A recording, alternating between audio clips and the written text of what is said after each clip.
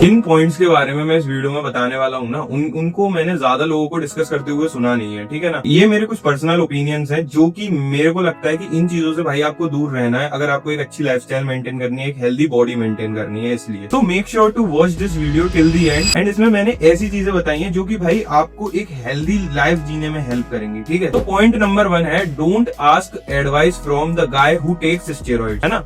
इसका मेरा सिंपल सा फंडा है भाई, आपको कभी उससे एडवाइस नहीं लेनी जिसने स्टेरॉइड लिए हुए हैं, क्योंकि उन्हें खुद नहीं पता होती कि बेसिक क्या चीजें हैं जिनसे हमारी बॉडी बनती है, ठीक है ना। उन्होंने तो स्टेरॉइड्स ले लिए हैं, वो सोए नहीं, वो खाए नहीं, वो कुछ भी ऑप्टिमाइज्ड वे में नहीं करे, उनकी बॉडी बन जाएगी, ठीक है, लेकिन आपकी नहीं बन पाएगी। अब इसे मैं एक स्टोरी के साथ बताता हूँ। मैं एक इंसान को जानता हूँ, ठीक है, जिसकी बॉडी बहुत तगड़ी है, ठीक है, उसके इंस्टाग्राम पर भी अच्छे खासे फॉलोअर्स हैं, ठीक है, बट ही टेक्स स्टेरॉइड्स, ठीक है। उसे बेसिक चीजें नहीं पता, उसे ये लगता है भाई कि फैट्स हम अगर खाते हैं ना, फैट जैसे कि काजू हो गया, बादाम हो गया या फिर घी हो गया, ये सारी चीजें अगर हम कंज्यूम करते हैं तो उससे हमारी बॉडी में फैट बढ़ता है, उसे ये लगता है, ठीक है ना। उसे डाइट के बारे में जीरो नॉलेज है, उसकी स्लीप इतनी बेकार है भाई, रात के 3-3 बजे तक जगता है, सुबह वही जल्दी जग जाता है 8 बजे 10 बजे, या मतलब उसकी स्लीप भी ऑप्टिमाइज नहीं है। एंड वो मेरा बहुत ही क्लोज वन है, इस वजह से मैं ये सारी चीजें जानता हूँ, बट उसकी बॉडी बहुत अच्छी बनी हुई है, ठीक है ना, बिकॉज ऑफ स्टेरॉइड्स। और अगर आप उसकी बातें मानोगे, जैसे अगर उसने आपको डाइट से रिलेटेड कुछ चीज बताई, उसने आपको स्लीप से रिलेटेड किसी भी चीज से रिलेटेड बताई, तो वो आपके लिए वो काम नहीं करने वाली, because he is taking steroids and आप नेचुरल हो, ठीक है। सेकंड मेरा पॉइंट है, don't over complicate the supplements, ठीक है। अब आप जिम में जा रहे हो तो आपने बहुत सारे सप्लीमेंट्स के बारे में सुना होगा, जैसे HMB हो गया, L-कार्निटाइन हो गया, डिफरेंट टाइप्स के आपने सप्लीमेंट्स के बारे में सुना होगा। भाई किसी को ओवर कॉम्प्लिकेट मत करो। आपको देखो, मैं यहाँ पर बताता हूँ क्या क्या सप्लीमेंट्स आप ले सकते हो। आप क्रिएटिन ले सकते हो, आप वे प्रोटीन ले सकते हो अगर आपकी डेली प्रोटीन रिक्वायरमेंट फुलफिल नहीं हो रही है तो, ठीक है। अगर आप एक बार आप ब्लड टेस्ट करा लो, उसमें आप देख सकते हो, आप ओमेगा ले सकते हो, मैग्नीशियम ग्लाइसिनेट ले सकते हो। इनके अलावा आपको और किसी सप्लीमेंट की I don't think so need है। हाँ, आपको अगर जैसे कोलेजन वगैरह हो गया, विटामिन D3 वगैरह हो गया, तो इस सब चीजों के लिए भाई आपको एक बार ब्लड टेस्ट कराना पड़ेगा, उसके अकॉर्डिंग आप सप्लीमेंट ले सकते हो। बाकी जो ये मसल बिल्डिंग सप्लीमेंट्स होते हैं, जो ये क्लेम करते हैं कि भाई हम तुम्हारी मसल बिल्डिंग करवा देंगे, जैसे कि HMB को इस तरह से मार्केट किया जाता है कि ये आपकी बॉडी में प्रोटीन की एब्जॉर्प्शन इंक्रीज कर देगा, तो इससे आपकी जल्दी बॉडी बनेगी, तो ऐसा कुछ नहीं होता, ठीक है। L-कार्निटाइन को इस तरह से मार्केट किया जाता है कि ये फैट बहुत जल्दी बर्न कर देगा, तो ऐसा कुछ नहीं होता। बेसिक्स पे स्टिक करो एंड इन सप्लीमेंट्स को ज्यादा ओवर कॉम्प्लिकेट मत करो।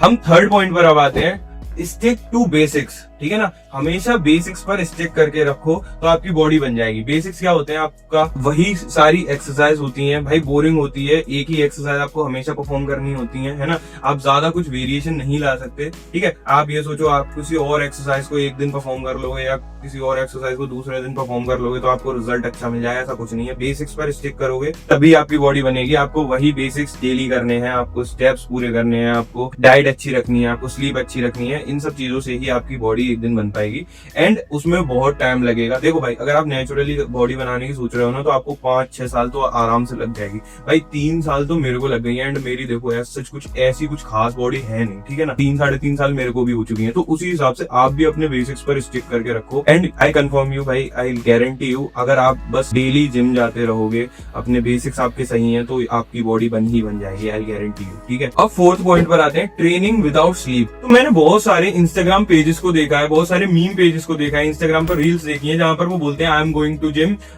With 1 hour of sleep, I am going to gym with 2 hours of sleep, and इस चीज को एज ए प्राउड वो बोलते हैं। लेकिन भाई ये कोई प्राउड करने वाली चीज नहीं है। आपकी जब तक स्लीप अच्छी नहीं है ना, तो आपकी मेंटल हेल्थ भी अच्छी नहीं रहेगी एंड ये चीज आपकी ट्रेनिंग पर भी इम्पैक्ट करेगी। आप खुद बताओ, आप आधी अधूरी ट्रेनिंग कर लोगे, उससे आपको क्या ही बेनिफिट मिल जाएगा। तो सबसे पहले भाई अपनी स्लीप को अच्छे से ऑप्टिमाइज करो, अपनी स्लीप को ज्यादा प्रायोरिटी दो अपनी ट्रेनिंग से, है ना। And same goes to next point with diet, ठीक है।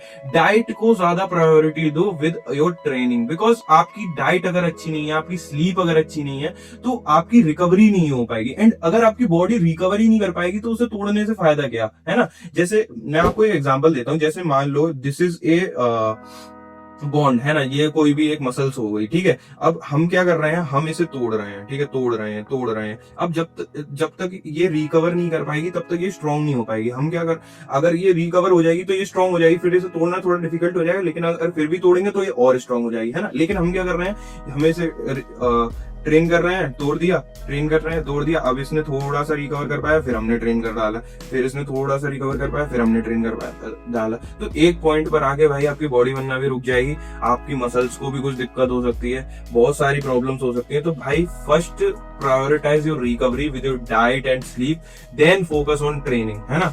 ये नहीं कि बहुत सारे लोग भाई मैंने देखे ट्रेनिंग तो बहुत ऑन पॉइंट होती है, लेकिन ना डाइट होती है ना स्लीप होती, तो उससे कुछ फायदा हो नहीं रहा भाई, आपकी मेंटल हेल्थ भी खराब होगी, आपकी फिजिकल हेल्थ भी खराब होगी उससे। नाउ लास्ट पॉइंट पर आते हैं, स्किपिंग कार्डियो। भाई बहुत सारे लोग मैंने देखे, बहुत सारे इंक्लूडिंग मी, मैं भी पहले बहुत ज्यादा कार्डियो को एक्सक्लूड करके रखता था, मैं उस पर कभी ध्यान नहीं देता था, बहुत ज्यादा बोरिंग चीज लगती थी, एंड ऑब्वियसली बोरिंग होता है कार्डियो, बट उस पर फोकस ना करना was one of the biggest mistake I have made.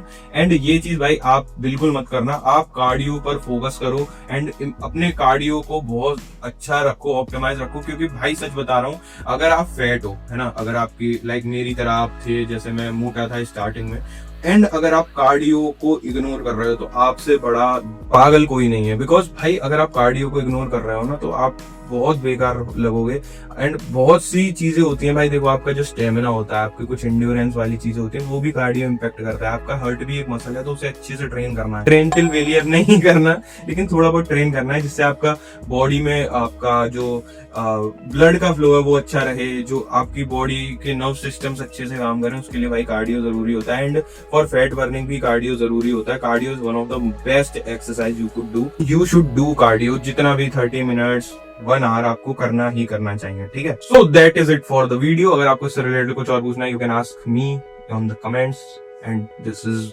My current physique, you could see. Bye bye.